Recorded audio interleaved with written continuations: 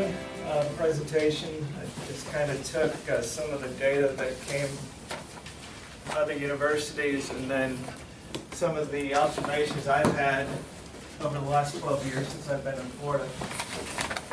So basically I just wanted to define, what's the simplest definition is a plant out of place. Right? Or not growing works one and not intentionally selling. Some optimist said it's a plant whose virtues have not yet been found, and whatever its weed. My favorite one is one I was taught as a graduate student: plants that are competitive, persistent, pernicious, and interfere negatively with human activity.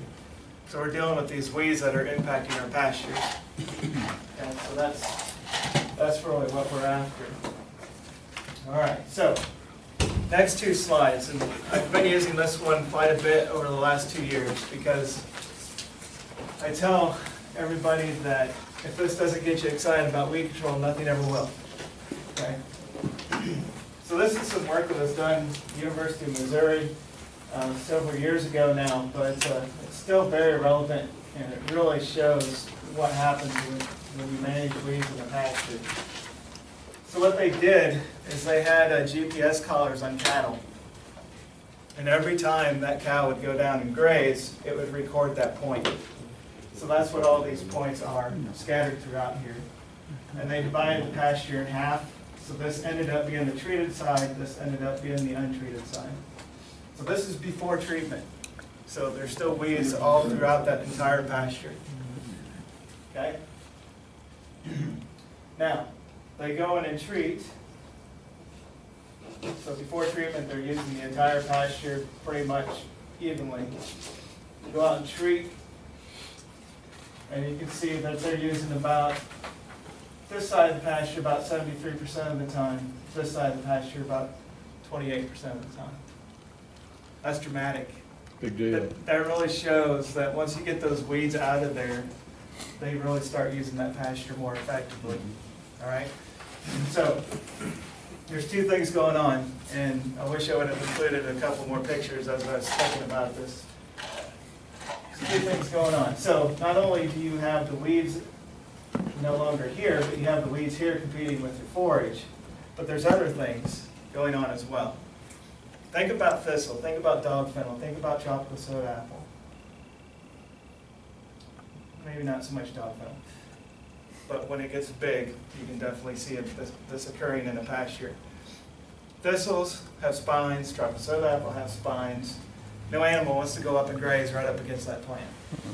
So you usually have this zone around these plants where the grass is not being utilized because they don't want to get that close to it unless they're starting. Then they're going to start eating the thistle. Okay, so. Sorry to stop, but just two questions. Did they talk about the quality of each side? They probably did. Okay, I was just curious what the quality was on each side. And then the other question I had was, do you know what the weeds were in the field? Oh my gosh. I was just wondering if there was any of those, Part of it would have been common, right? I'm trying to think back in grad school in Missouri. Yeah. I was just thinking if there was any things that had spines on it. Probably not. Okay. The closest thing would have been horse nettle, which is a relative to tropical soda apple, if they had that. Don't they have multiflora rows there? Not too much. Not too much? Okay, never mind. A lot of ironweed, which is different ironweed than what we call ironweed. Oh, okay. I was like, I don't know. All right. So, really shows grazing patterns once the herbicide has been treated. Okay, there's your answer. So there's 5 methods to weed control: preventative, cultural, chemical, biological, and mechanical. Okay? So we're going to focus a lot on mechanical today. We're going to talk a little bit about chemical, and I'm going to end with, and mix in a little bit of cultural in there as well. And really talk about one species, preventative, because we'll see that in a little bit. Okay, so just some background information. So if this would have transferred correctly, this would have said 100, this would have said 0. So 100% control, 0% control. Annual weeds, we know this, we preach this. the younger they are, the easier they are to control. And that can be true for some perennial species as well. Okay, so as these plants get older, the control level goes down for the most part. If the control level is not going down, you're increasing your herbicide rate to get it back up here. Perennial weeds are a little bit different. So if you go out in the spring, you start seeing an increase in control over time, and then it dips back down and goes back up. All right? So what's going on here? These perennials have all their energy stored in their root system. So as they emerge, they're taking all that energy out of that root system to produce the new plant for that year. And then slowly over time, it starts replenishing the reserves in the roots. And then we get out to a point where it starts declining again, and this is usually as it's setting out the flowers and whatnot. And then it goes back up once it's producing seed. Okay, so when's the best time to control a perennial weed? What do you guys think? Out here or up here? When it's bud. Right here, when it's budding, okay? It's true. The reason is we're following the carbohydrates in the plant, okay? So here, the carbohydrates are actually going up in the plant to produce those new leaves. Out here, the carbohydrates are actually going down in the plant. They're going down to that root system. So if you apply a herbicide here, the herbicide is going down to the root system as well, especially a systemic herbicide. So that's why it's better to control it out here than it is out here. All the herbicides will stay going up instead of going down into that root system. There are exceptions to this, and I'm going to talk about a couple of those later in the presentation. All right. So I was going to spend a lot of time on mowing tonight and really talk about the benefits and the drawbacks of mowing. And then we'll get into herbicides a little bit later. All right, so broadleaf weeds. Mowing a broadleaf weed, and this is an annual broadleaf weed, not a perennial. What happens is we release apical dominance. It's a big term that we use to say you screwed up the plant. All right, so say I'm a plant, and this is my apical bud. Cut off my apical bud, I start sending out lateral shoots below me. So my butt gets bigger, whatever. All right, so something like that. So you end up with more lateral shoot production, and you sometimes end up with more of a prostrate growth. So hairy indigo is a pretty good example of this. You know, hairy indigo will get somewhat bushy, it will get up 36 inches high or so. It gets mowed off, it starts actually sending runners instead of being bushy. So it's a little bit different that way. Regrowth of annuals really depends on clipping height. And this is an example out of Purdue using giant ragweed in a greenhouse. And what they did is they went out and they grew these plants and they started clipping these at 2 inches, 4 inches, or 8 inches. And they would do this every 2 weeks over their growing season. And what they found for root dry weight really wasn't that different, except when you didn't clip until they're 8 inches tall, it actually had a bigger root system than plants that weren't clipped. But that was pretty interesting.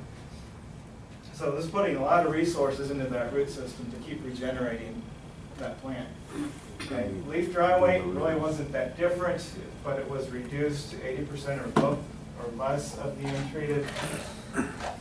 Seed dry weight, so even though they were clipping these plants, they were still producing seed. So yeah, it was lower, but it never eliminated it. Okay, so we're somewhere between 65 to 85% of the untreated plants, still producing a significant amount of seeds. And then total dry weight, yeah, we reduced dry weight, but this is the kicker. The seed is really the kicker, because with annual plants, it doesn't matter how often or how close, they're still going to produce seed for the most part. Okay? So I had an example, a recent experience going up to Dade City. It was a 4,000 acre ranch, and the client was telling me that over the past 2 years, August, especially this year, he was really starting to see his calves go backwards. And he had a chemical rep come out, and not to incriminate a certain company or anything, but basically he said, well, you have creeping indigo. It's a poisonous plant. They've had a lot of problems with creeping indigo in horses. That's your problem. You need to kill your creeping indigo.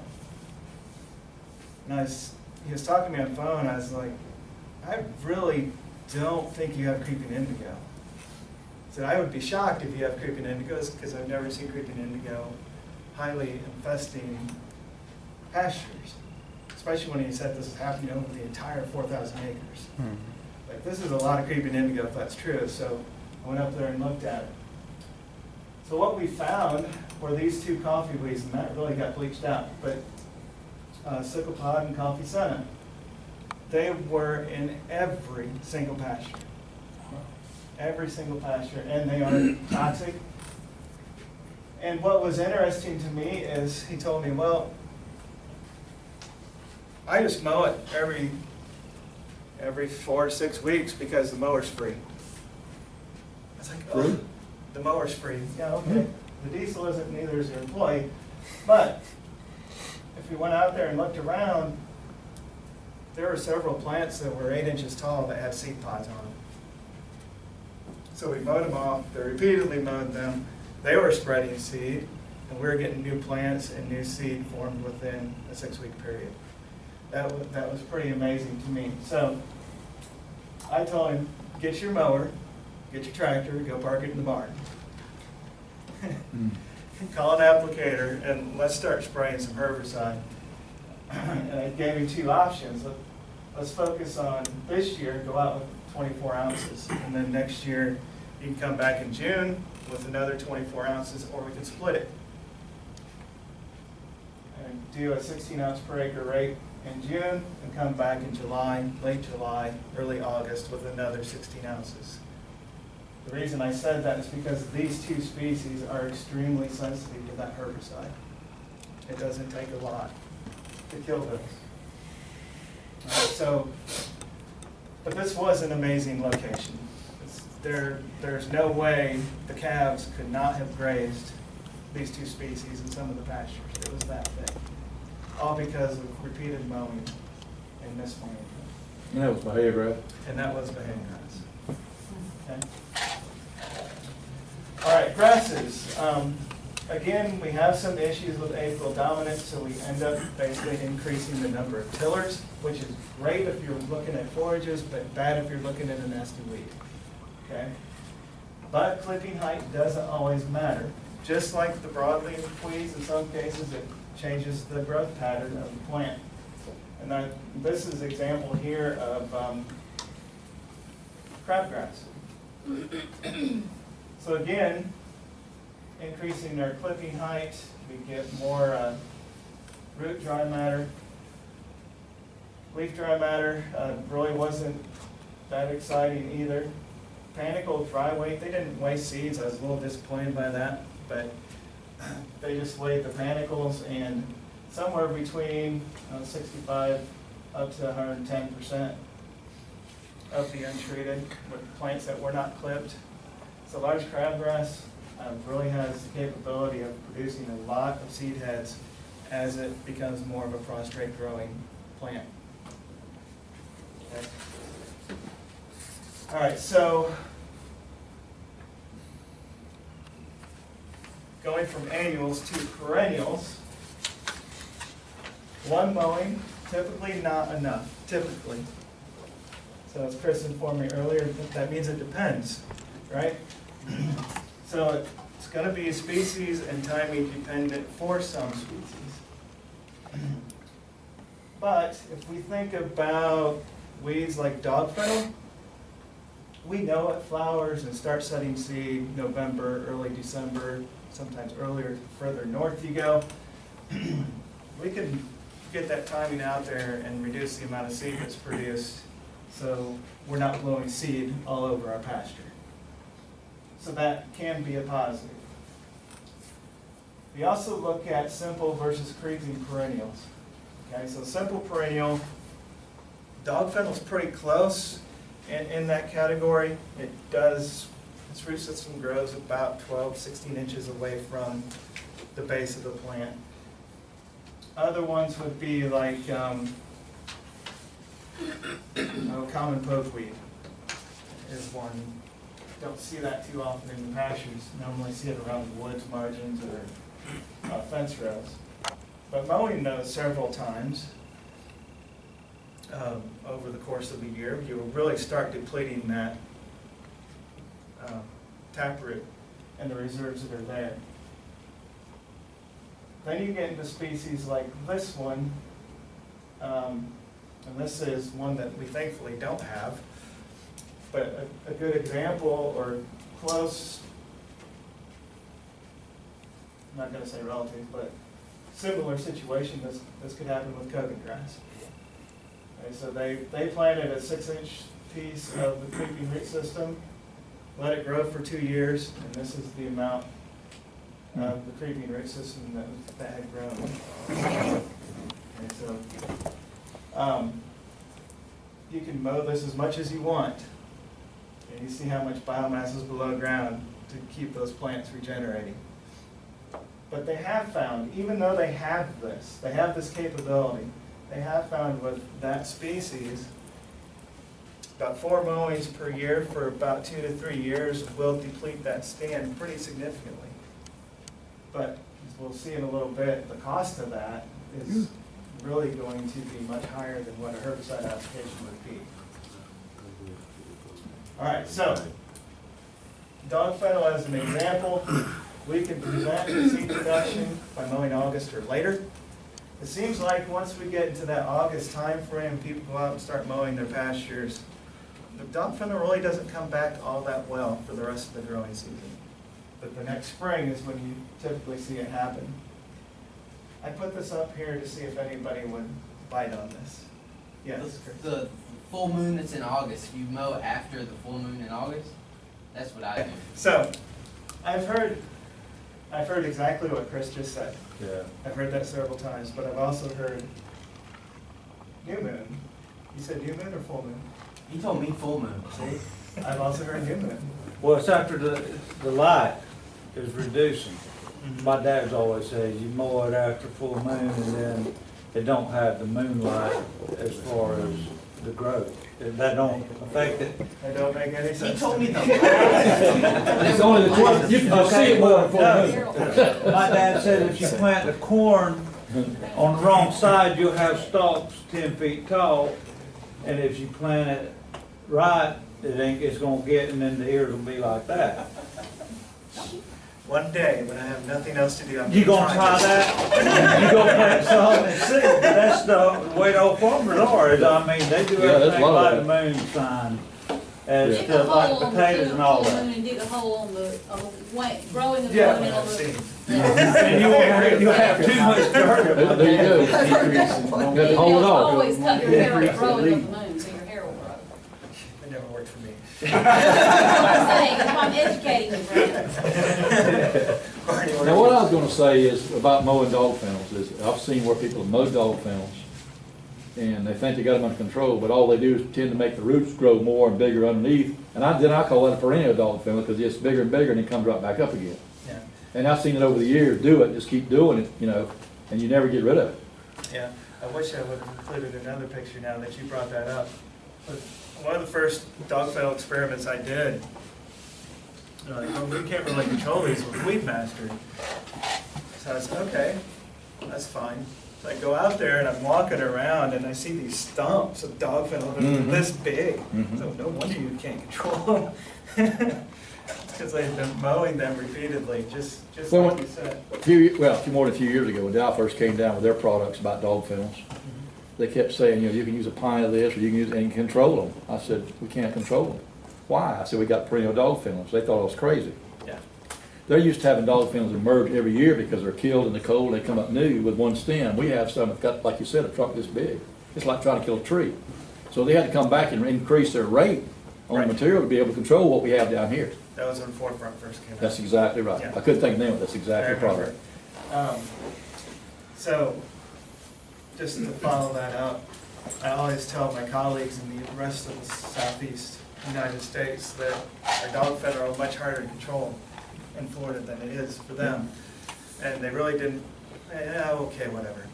Well, they all came down to Orlando for a meeting with Dow, and we got to go to Desert. And they actually got to see dog kennel that was 12 feet tall, and they're like, oh my God. So they really kind of appreciate what I deal with. And they said, you know, it's a nice place to visit, but I think we'll let you keep your job. Okay. All right, so just continue on. So mowing does have impacts on dog kennel. This is data 10 months after mowing. This is one of my colleagues worked back in the early 1990s, and they showed about 80% control with mowing alone 10 months after treatment. And these were mowed in, one year was mowed in July, the other year was mowed in September.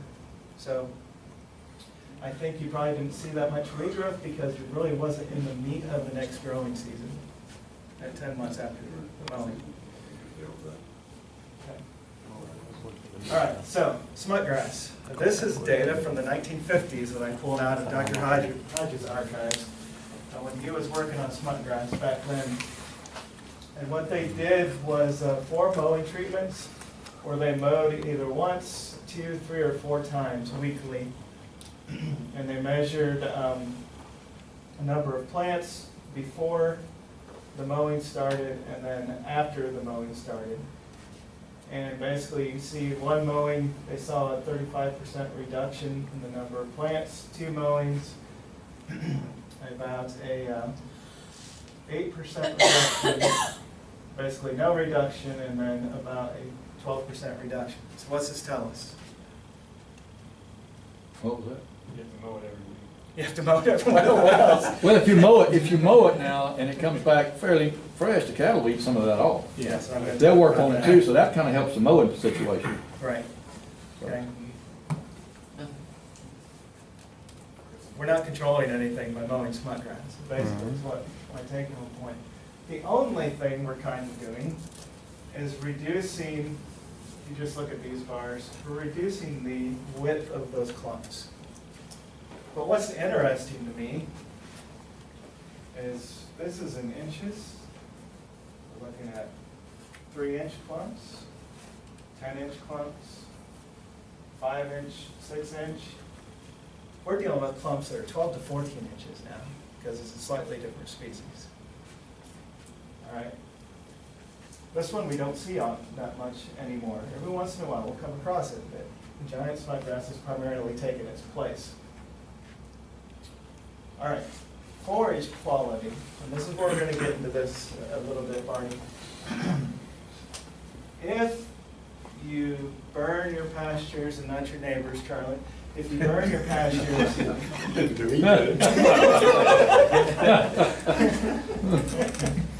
yeah, if you burn and follow this burning by rotational grazing, this is just showing crib protein of the hay grass and smut grass, and then TDN of the hay grass and smut grass.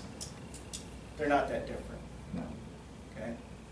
But you start letting the smut grass get mature, you'll start seeing the cattle refuse the smut grass gets older, and then the quality starts declining. Okay? So, this was out in Charlie's pasture this spring. We had burned, this is about 2 weeks worth of regrowth on smut grass. Okay? And the plots that we were doing our study in, we put these cows in, they went immediately and started grazing these burn-off clumps of smut grass. They just absolutely loved it. And it was really fun to watch because we took these out for 3 weeks and put them back in for a week. We take them out for 3 weeks, put them back in for a week. Every time on the burn side, they'd go in and go straight to that smut grass that was newly grown. Now, the reason I put this one up on here is because this is pretty much all giant smut grass when we burned it. And you can see, I mean, if there was any Bahia grass there, it was non-existent because the previous growth of the smut grass had shaded it out. Okay?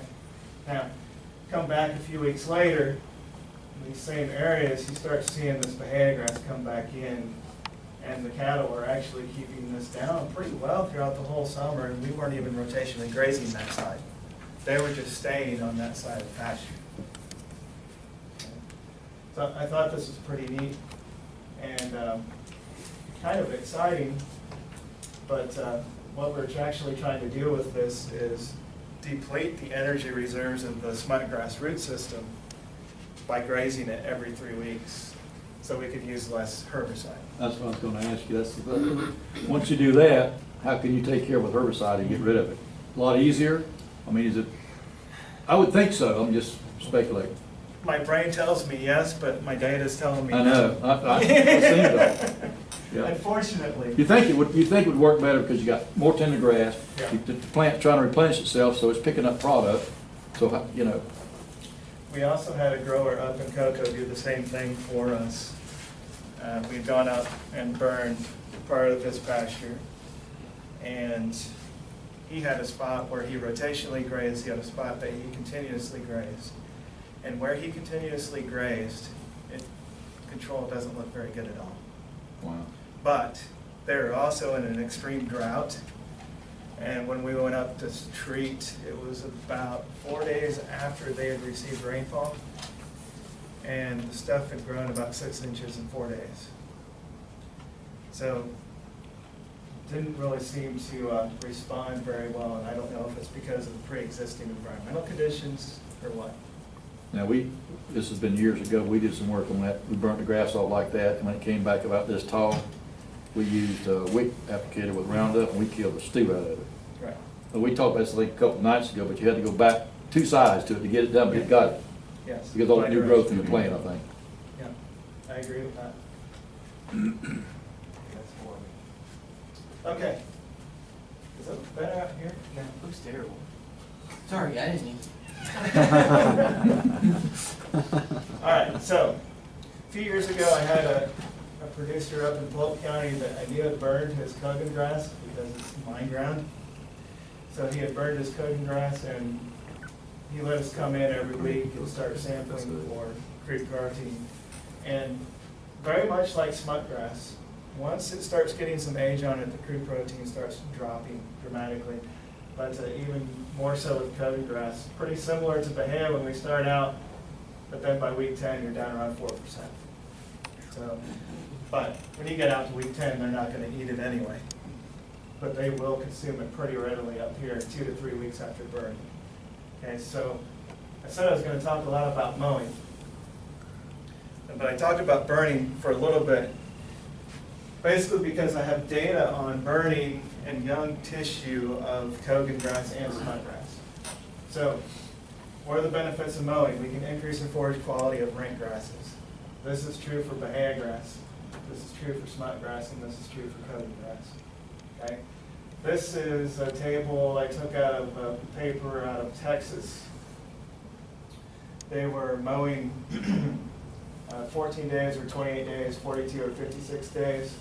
And you can see 2-week mowing interval, creep protein was pretty darn high. I forgot to see how much nitrogen they're actually putting in that, but quite a bit probably. And then 28 days we dropped down to 10%, and then 42 and 56 were 6 to 7% creep protein.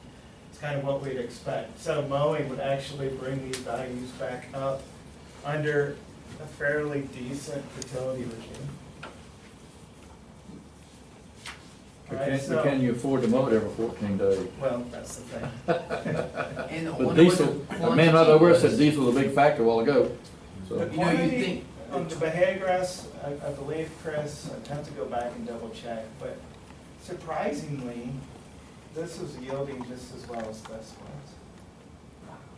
I was thinking that 28 to 35 days is usually our peak Yeah. in terms of quantity, not quality. Right. Quantity. Okay, so the other reason to mow is to decrease our grazing patterns. So what do I mean by that? This probably isn't showing up very well. Yeah, a little bit. So we're really closely grazed right in here, but then we have these patches of taller grass scattered throughout. This isn't so important for cattle owners, but it's really important for horse people, because horses go back to the same spot, to the same spot, to the same spot, to the same spot, until they wear that grass out. Okay? Whether it's like us, we like what we eat, and we go back to the same place and get the same thing again. All right, so disadvantages of mowing. Annuals, we're spreading seed, and this is really purely cosmetic. I remember riding with Barney one time, going over to Fort Drum to look at smut grass. And we're driving down 98 going towards Okeechobee. And I look over and there's this mower going through the field. And there's no weed to be seen in sight. It's like recreational mowing. All right, so, but that goes back to, I think, rent grass, getting a little bit better quality forage there. You saw that 14-day study you put out. Yeah, right, yeah. That wasn't my study. All right, so, we can't impact our grass persistent, except for Bahia grass. Bahia grass is pretty tolerant to a lot of abuse. And then potential weed shifts. So we can shift our pastures from mowing susceptible species to species that are really difficult to control by mechanical means. So mowing tolerant species. Okay, so we talk about weed shifts and herbicide resistance or herbicide tolerance a lot after using the same types of herbicides over the years, but we can also see it just from mechanical means as well. All right, here we're getting into a little bit of costs, and if anybody has questions about it, ask James. He's the one that gave me the figures. All right, so batwing mower, 125 horsepower tractor. There are more assumptions in this as well. Estimated at $22.50 an acre. All right, so you have an annual weed, like the coffee weed example we showed earlier. You have your own spraying equipment, $13.55, or a little bit bigger boom, $13.32 an acre. Okay, I'll take this cost any day over this cost. And I'm assuming this is a 24 ounce per acre rate. Yeah. Okay. And then 2 quarts, probably 5 ounces, 2 pints, 3 pints. Yeah, sorry, pint and a half. And then 2 pints. Yeah, it's got to be. I just put in what you told me. Whatever I told you. Okay. Well, what's the difference in the two costs? This is a 25-foot boom, 40-foot. Oh, okay. I looked at 3 times, still couldn't see the difference. Okay, gotcha. Yeah. It's a little bit cheaper because you can cover more. Right. Okay, so I don't know what else to say about that. I mean, that's kind of where we're at. This is where our mowing cost is. If you don't include depreciation, what else? Depreciation's in there. Yeah. No, if you're just looking at, what was it, if we're just looking at fuel and labor, Came down to like $8 an it was acre. $8, but that doesn't include, like what Chris talked about, depreciating the tractor, so you can buy another one in a couple of years, and your repairs and maintenance, lubrication, anything that could go wrong with the tractor. But yeah, it's about $8 or $9 just for fuel and labor Per acre. per acre. Okay, so if you use that same type of logic to say, okay, the mowing costs $8 an acre, the herbicide will cost me about $8 an acre. So that is equaling out as well. Okay. All right, so just wanted to go through next a few scenarios that I've dealt with over the past, and the slides that you have don't have a tremendous amount of information on them, so I'll try to go slow so you can write down herbicides or whatever, because I did not put those on the slides. But one of the questions when I first got here is driving around. I was used to growing corn and killing weeds in corn, and it seemed so much easier when I first got here that the pasture is going to be easy, and I quickly learned the pastures are not so easy. I wish we could go back to corn crops every now and then. Well, this is one of my first questions. Driving around seeing 10, 12 feet tall dog fennel, how much is this impacting our Bahia grass pastures? So we looked at this, we went out and the dog kennel infested pasture, we picked out areas that didn't have any dog kennel. And then we assigned low, medium, and high densities, so depending how much dog kennel was there. So low density was about 25% ground cover, medium was about 50%, and then the high density was 75% or greater ground cover or dog kennel. If we go to May, just the Bahia grass production, if you had any dog kennel, you're losing about 70 to 80% of your Bahia grass biomass in May during the dry season. It was fairly dry the years that we did this. You get out into June, we start picking up a bit of rainfall. Our low density was about 50% of our plots that didn't have any dog kennel, but 50% or greater dog kennel were losing, again, 70 to 80% of our biomass. This general trend continued throughout the year. It was only in October when these two really caught up to each other. So, take home that I told producers is, if you're going into the growing season and you have 25% or less dog kennel, you can probably go one more year without a herbicide treatment. But if you're 50% or greater, you better do something this year. You're going to start losing Bahia grass stand over the next couple of years. Okay. All right, blackberry. How many people have blackberry? A little bit. I have more version. Yeah. Fixing spray them. All right, so mowing blackberry, there's a lot of controversy between myself and Dow on this topic. They don't like to see it mowed 6 months before and about 6 weeks after herbicide application. They really want this to be fairly undisturbed by the time you go and mow. Personally, I don't think it matters all that much based on the amount of applications it's going to take us to control this long term anyway. Okay, so what we will tell people is if you mow this, that's fine. Try not to do it 6 months before. If you can't, then mow it if you need to. But the purpose of mowing a blackberry is to get rid of some of the old canes and get new regrowth from that root system. And then go and treat it. And once those canes have died, then it takes 4 to 6 weeks sometimes. Then go out and mow it to get rid of those canes that are there. So your bull that walks through that patch isn't getting attacked by those spines on those blackberry species. Okay? Remind me again what it is in spray the blackberry with. Oh, thank you, because I forgot to even mention herbicides. Remedy, and because if it's gotten bad enough where you want to go spray it, I'm just recommending a pint, because 2 pints isn't going to be any better the next time you come spray. So I just recommend a pint of Remedy in the fall, and then keep hitting it annually until you're satisfied with its level of control. On my place, I have one patch that I killed with one application, and the only place it's come back is where I didn't have good overlap between my boom.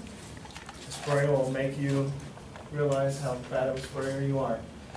And then I got another patch I sprayed 4 years in a row, and it's still coming back on. So it's highly variable from patch to patch on how often it'll take for it to come back. All right. Thistles.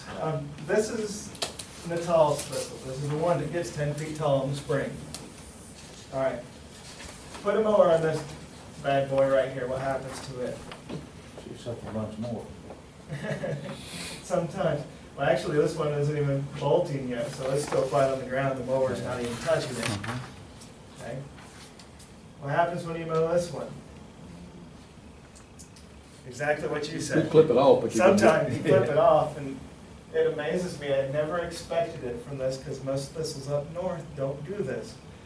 But this little guy, you mow it off, and you get 3 or 4 new shoots coming off, and then it produces seed, or flowers and produces seed, unless you mow it again.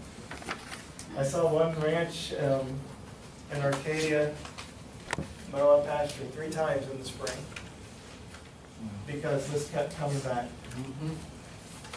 And it's like, I could have saved you a lot of money. 2250 times 3. Right, right. All right, another one, okay, this is, I'm gonna go back to that perennial control graph. Remember when I showed you that earlier? And that these plants are getting ready to flower. This is about the time where you should be able to get the most control. And the flat top goldenrod, we went out, it's like, we're gonna jam this stuff up. We sprayed pasture guard, we sprayed remedy, we sprayed graze index, we sprayed weed mask, we sprayed 2,4-D, and nothing touched it. Absolutely nothing touched this at this time of year. So this stuff is getting ready to flower right now. It's actually showing yellow flowers throughout the pastures right now. If you have this, about the only thing you can do right now is mow it off. That's about the only thing. The other thing I would do is go out and pull soil samples because I almost bet your pH is too low. So this is one of my plants I use as an indicator that the pH is going a little bit lower than where it needs to be for the hay grass. Okay? But you come back the next spring when this thing is about 6 to 8 inches tall. It's a single stalk with these little fine leaves on it. You can knock this out with Weed Master 2 quarts to the acre. Really well. Graze Index works. So Weed Master would give me about 90%, 95%. The Graze Index would give me 75, 80%. So it works, just not quite as well. You know, it seems like we've seen more and more of that in the last couple of years. Yeah. Yeah. And it may have something to do with the pH of the soil. I didn't think about that, but that may Yeah. be what we see. Why we I see almost it. bet it's going backwards. Yeah. Okay. Next one's copper setup. Well, this one has been kind of strange to me, but I'm going to go back to the pre-Graze Index, pre-Forefront, pre-Milestone days. When this stuff got big and rank, when it was first invading South Florida, they finally came up with a recommendation that mow it, come back 4 to 6 weeks later, and 2 pints of remedy. If you just went out with 2 pints of remedy, it did not kill the plants that well. So in this case, mowing had to be incorporated into the control of for chocolate soda apple. That clock's slow. So, That's it? yeah, it's 8 o'clock right now. Okay. All right, so I'll hurry up. I'm almost done. But today, we really don't need the mowing. But for whatever reason, every once in a while, somebody will go out and mow a pasture, and the tropical soda apple won't come back. Someday I'm going to figure that out. But even with that being said, it's still cheaper with the herbicide that we have, Graze Index or Milestone, to control this than it would be to put a mower out there in the pasture. All right, goat weed. There's absolutely no advantage to mowing goat weed. None, zero. What we end up doing is creating a very woody stem. You go back to the giant ragweed example I showed you a few slides back. That showed you that repeated clipping, tall repeated clipping, you actually ended up with more root dry weight. It's exactly what's going to happen with this guy. You're just creating a woody stem, a bigger root system, and it's going to be harder to control. The hay grass, my top recommendation is 2,4-D at 2 quarts to the acre. You get into Bermuda grass, limpo grass, or star grass, you change over to something that contains metsulfuron, and that is extremely effective on that. Okay? Tea weeds, same thing as the goat weed. Same exact story. The only difference is you can spray about anything on it and it'll knock back what's there. About 60 days, 90 days later, you'll start seeing regeneration from the roots and seedlings. And this is something you just have to stay after to get rid of it. Okay? I didn't mean to have that slide, Okay, so this is the guy that I'm scared of. This is a whitehead broom. This was promoted as a nectar source for the larva wasp, which is part of the biocontrol system for multiples. Okay, so this was promoted to be planted around your places, around your pastures, and whatnot. I cannot kill it. The only thing I've killed it with has been bellflower. So, this is where prevention comes in. If you see it, spot spray with Roundup. That is about the only thing that kills it.